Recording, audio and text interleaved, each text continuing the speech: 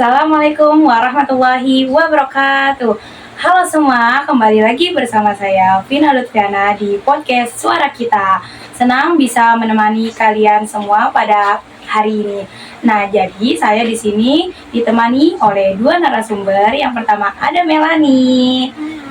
Yang kedua ada Nabila. Hai. Nah, bagaimana nih kabar kalian? Alhamdulillah baik. Nah, jadi kali ini saya akan membahas fenomena sosial yang sedang benar-benar marak di masyarakat. Nah, mungkin sudah pernah kalian lihat atau muncul di media sosial kalian, yaitu yang berjudul judi online. Yuk kita bahas bersama-sama.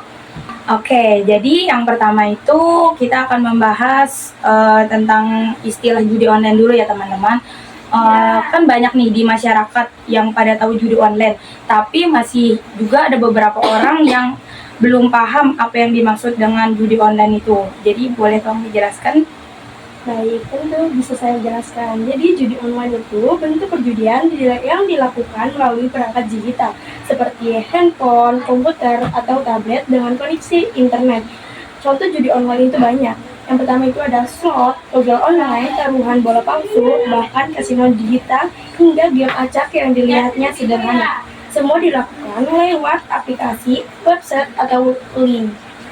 Masalahnya, judi online itu sengaja dirancang untuk memancing kecanduan. Jadi awalnya itu, judi online itu kayak awalnya dibuatnya kayak seperti dia tuh menang sedikit di awal, tetapi lama-lama perlahan itu dibuat kalah. Inilah mengapa judi online cepat berkembang. Aksesnya mudah, tidak terlihat, dan menawarkan sensasi dengan instan. Oke, baik. Terima kasih Nabila. Jelas sekali pengertian dari judi online. Nah, ke pertanyaan selanjutnya, mengapa sih judi online begitu marak belakangan ini? Bahkan judi online ini tuh kasusnya ini sudah naik drastis secara cepat dari yang kaum remaja bahkan sampai ke orang tua yang ikut-ikutan judi online. Boleh tolong dijelaskan, Amel? Oke, baik. Jadi penyebabnya itu yang pertama ada aksesnya mudah. Jadi karena situs-situs online itu kan setiap hari kayak dia tuh berganti-ganti ya berita, kayak misalnya menghapus 1000 link, nanti muncul lagi 5000 link yang baru. Jadi kayak bener-bener kayak apa sih namanya, kayak parasit gitu lah di masyarakat, gak bisa dihilangin gitu. Nah, dia tuh juga bentuknya kayak nyamar jadi promosi di konten-konten hiburan kayak yang bisa kita lihat di TikTok atau di Facebook yang biasanya ada di konten-konten influencer gitu. Nah, yang kayak itu penyebabnya karena ada ekonomi. Kebanyakan orang tuh nyoba jual tuh karena mereka kecepatan ekonomi yang susah, jadinya mereka dari jalan pintas itu salah satunya dengan judul. Kenapa? Karena diiming-imingi sama bandarnya kayak 10.000 doang bisa jadi jutaan, padahal sebenarnya tuh kayak jebakan psikologis yang bikin dia tuh kayak jadinya gua lagi susah banget, jadinya kayak ngerasa dapet pencerahan gitu lah, kayak seolah malaikat gua gitu nih ya. Nah, yang ketiga juga bisa karena faktor lingkungan. Sekarang tuh kayak remaja sekarang kayak banyak banget kan udah mulai kenal judul, terus semua bisa terjadi karena yang pertama karena grup game di WhatsApp yang sebenarnya kayak ini tuh kurang ada manfaatnya juga. Yang kedua ada teman sekolah. Yang tiga bisa juga karena komunitas online yang kebanyakan kita kan nggak kenal siapa-siapa aja orangnya, tapi ujung-ujungnya diajak coba-coba kemudian kecanduan tanpa kita sadari gitu. Nah, betul. Ditambah lagi masyarakat itu kurangnya literasi digital dan finansial. Banyak masyarakat tidak memahami prinsip dasar atau risiko kehilangan uang. Akibatnya, mereka tidak sadar bahwa sistem judi dirancang supaya pemain kalah jangka panjang. Dan jangan lupa para bandar juga bisa banget itu mereka menipu calon korbannya dengan teknik marketing ilegal yang agresif. Contohnya kayak pakai nama artis atau influencer besar buat dibikin iklan palsu, kemudian ada juga bonus deposit yang besar atau iming-imingin komisi bagi pemain yang bisa ngajak temannya buat ikutin judul. Terus juga biasanya pakai testimoni palsu gitu. Nah, baik. Dari yang kalian sudah jelaskan, itu sudah sangat jelas. Nah, fenomena ini sudah sangat benar-benar jelas banget kalau fenomena ini tuh punya dampak yang sangat besar. Nah, menurut kalian tuh apa sih dampak terhadap masyarakat? Jadi, judi online ini dampaknya tuh terhadap masyarakat tuh apa menurut kalian? Nah, dampak yang paling terlihat itu adalah kerugian ekonomi, di mana banyak masyarakat yang kehilangan gaji bulanannya hanya dalam satu malam. Ada yang sampai meminjam uang pinjol atau pinjaman online, menjual barang, rumah, bahkan mengambil uang kantor. Banyak juga keluarga yang hancur karena judi online. Anak dan istri kehilangan kepercayaan, muncul pertengkaran, bahkan ada kasus KDRT akibat tekanan ekonomi dan emosi. Kemudian ada juga dampak ekonomi. Kemudian dampak kesehatan juga nggak kalah besar, yaitu orang-orang yang cenderung main game video itu tuh biasanya mereka kayak ngerasain stres yang berlebihan, anxiety atau cemas, susah tidur, merasa bersalah, sampai ya keinginan buat mengakhiri hidup kayak kasus yang sering kita lihat belakangan ini. Karena dia apa ya, kayak ada cenderung itu, jadi kayak punya rasa kayak gue pengen menang terus waktu main gamenya gitu. Belajar juga jadi malas belajar, kehilangan fokus, bahkan ada yang bolos sekolah demi bermain judo. Pekerja sering telat, tidak fokus, bahkan memakai waktu kerja untuk berjudi. Selain itu, karena maraknya judo ini juga bisa menjadi penyebab tingginya kasus kriminalitas di masyarakat. Kenapa? Karena kebanyakan orang kan kayak judo tuh sebenarnya mereka kurang ekonomi.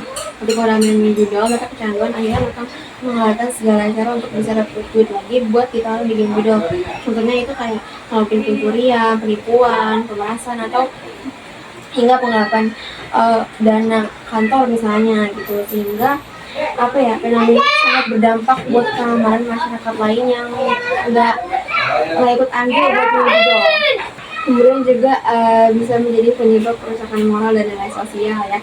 Jadi online bisa membuat masyarakat jadi konsumtif atau kayak punya gaya hidup yang berlebihan karena ngikutin gengsi. Itu juga bisa bikin orang jadi malas kerja. Kalau itu ya mereka tuh jadi punya kebiasaan buat utang dulu, nggak mau usaha, jadi kayak bergantung sama orang, padahal dia hidup dia repot diutangin gitu kan. Iya, bisa merusak moral kita gitu. Baik, bagaimana sih cara mengatasi fenomena ini dengan cara kalian tersendiri itu? Bagaimana cara mengatasinya? Nah, yang pertama kita dari solusi diri sendiri dulu. Yang pertama kita cari edukasi yang mengingatkan kita bahwa judo itu nggak baik teman-teman ya kan. Jadi kita harus sering-sering ngasih otak kita asupan ilmu gitu supaya nggak gampang dibohongin sama orang. Lalu yang kedua, hapus aplikasi atau apapun yang mencurigakan yang ada di HP kita gitu kan. Yang ketiga, bisa dengan kita kelola uang dengan bijak, jadi jangan boros ya karena gengsi gitu.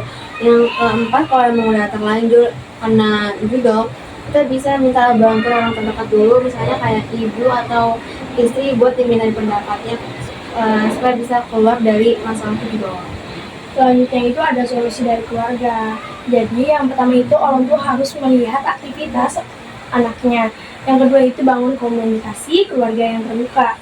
Yang ketiga itu berikan edukasi tentang berbahayanya judi dari kecil. Jadi itu orang tua harus kasih tahu, nih anakku, nih bahayanya judi dari kecil itu kayak gini gitu.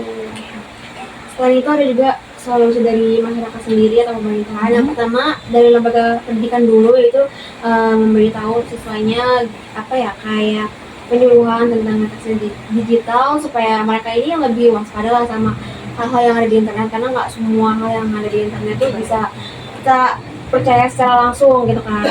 Lalu yang kedua, kita bisa mengadakan komunitas diskusi atau seminar ataupun kampanye tentang anti judi online.